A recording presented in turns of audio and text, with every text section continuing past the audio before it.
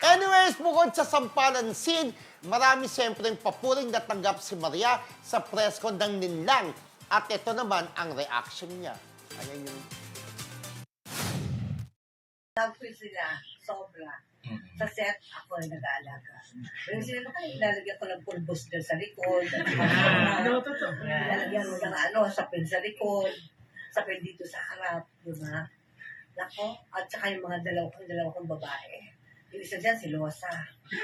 Oo, bibigyan ko yan. Pero kami paisiyan, kaya alam na alam ko. Tapos ang isa naman dyan, tawa ng tawa. Tawa lang ng tawa. Sino kaya yun? Nakakatuwa sila. Masaya ako, kaya looking forward na pumunta sa set ng maaga kasi inaantay ko na sila, anong date test? Naghanap na ako ng date test. Anong date test ngayon? Ganyan. Sabi ko, wala ba?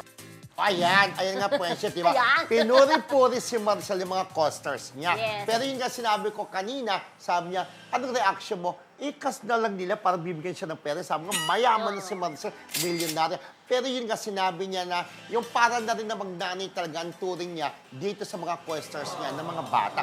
Alam mo, naalala ko yung nanay ko, friend, nung nabubuhay pa. Ganun din, pag darating sa Lalagyan bahay, ng pulbos. pupunasan, lalagyan ng pulbos, diba? Ganun din si Marcel. Gaya nga ng sabi rin ni Ruiz na kasama niya, umagno siya, ganun si Marcel.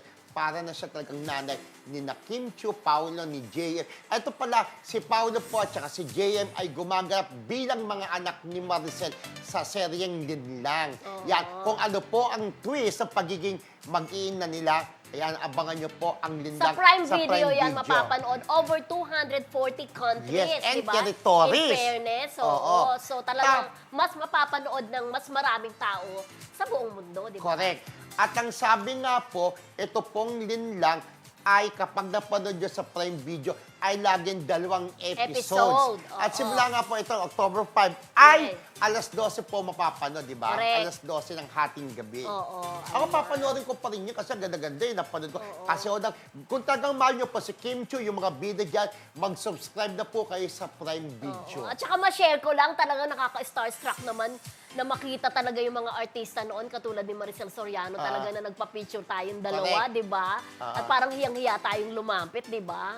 Yun. Ngayon gabi din, 5 ngayon Oo, di ba? correct. 5. Ngayon na po, mamayang gabi na po ang simula, ang pilot episode ng Linlang.